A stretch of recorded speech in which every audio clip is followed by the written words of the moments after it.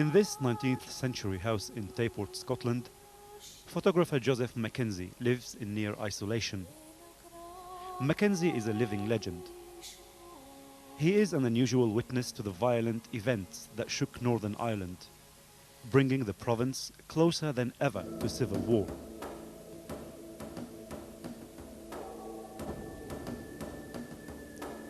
His black and white photographs shed a very realistic light on the social and industrial transformations that Glasgow experienced.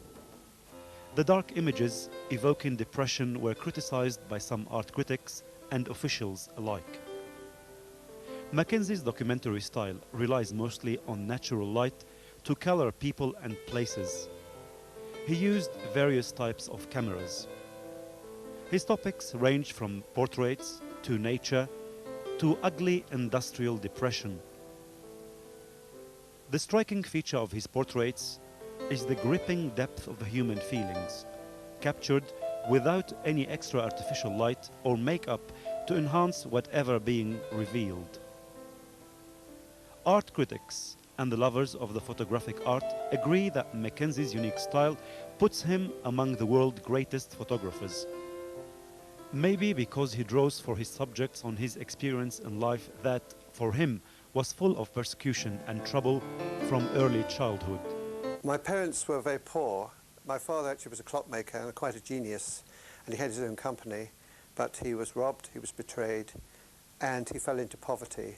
And we were brought up in Hoxton. I was actually born in the Royal Free Hospital, which was about as poor as you could get at that time before social services. When I was 9 already, I was evacuated from London at the beginning, when the war came. Millions of school children were packed onto ramshackle trains, willy-nilly, with gas masks, and a mother couldn't even afford a rucksack. In fact, I don't know whether rucksacks, but she made a pillowcase with tapes into which a few pyjamas and a toothbrush. And I had my younger brother, who was 5, clutching. I had to clutch his hand and guide him and help him and support him.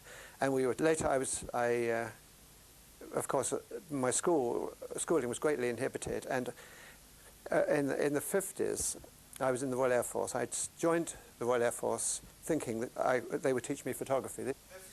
From his early youth, Mackenzie dealt philosophically with the burning questions of life itself. One of his conclusions centered on the lack of love in our world and the idea that greatness stems from humbleness and the power to face up to hardship. He converted to Catholicism at an early age for personal reasons, but this move threw him into the labyrinth of religious conflicts in Northern Ireland. Here in this dark room, Joseph McKenzie produced some of his most outstanding work. Some of it was controversial enough to lift him into the level of great photographers, but also it burned him and isolated him because of its contents. In the 60s, Mackenzie caused an uproar through one of his exhibitions. The exhibition showed pictures of sectarian violence in Northern Ireland, accompanied by scripts reflecting Mackenzie's own thoughts. In them, he explained that he understood why some people resort to violence, and also the lack of love and compassion between human beings. Some of his thoughts were misinterpreted as encouraging the IRA's violence. He was put under pressure, which eventually led to his withdrawal from the exhibition and gradually from public life. He moved to Scotland with his family, where he worked as lecturer in photographic art. His philosophy reflects on important issues such as the meaning of friendships and relationships in general and their validity. Later, I became aware of what I call the crisis of relationship. I say that we have a problem. The problems of the world are not the ecology and not AIDS and not this and not that sometimes the media tell us are the problems. It's really the quality of the fraternal relationships that we build, our ability to look each other in the eye, to be able to trust. I mean, this is why photography is such a wonderful medium. In the arts, it's as near as you can get to truthfulness. But again, of course, it can be manipulated, and it can be distorted, and it can be contorted.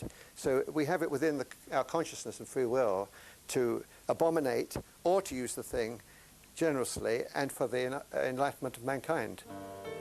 From the mid-60s until the mid-90s, McKenzie had several exhibitions. 5 of them were major. Gorbals' Children, Dundee, a city in transition, Dunfermline and its people, Caledonian Pictures and Hibernian Pictures. All of these exhibitions were successful, but his upfrontness made him an outcast. I think the institutional perception of me was that I was difficult.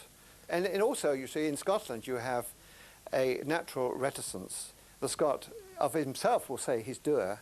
That means that he's not emotionally involved. He doesn't commit to openness. He might even find somebody who speaks like I do a threat. I'm far too articulate by half. In a way, I'm my own worst enemy.